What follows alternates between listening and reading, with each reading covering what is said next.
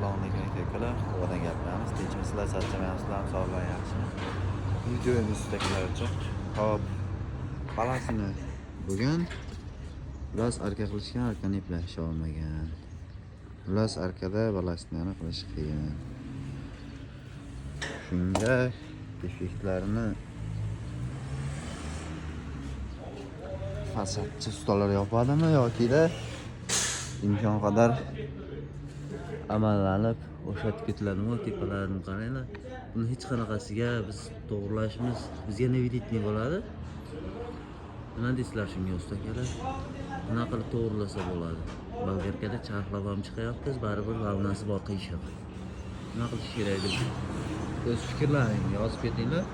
Nima qilsa bo'ladi? Endi biz charxlab chiqib, kafilkalar surkab, buni najdaglayapmiz imkon qadar to'g'rilab. Yana qandaydir yechimlari bo'lsa aytib ketasizlar. Fikrlaringni kommentariyada yozib ketsalar, tushunasizlar, ko'ramiz.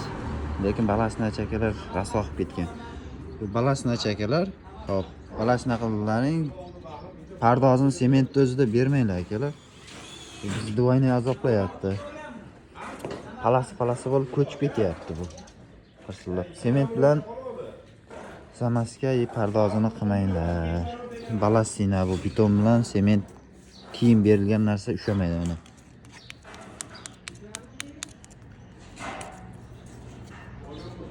Rangi bo'lib ko'chib ketadi.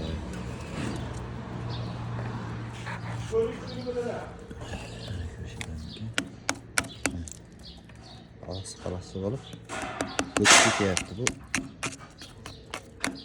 Ushamaydi. Iltimos sizlardan.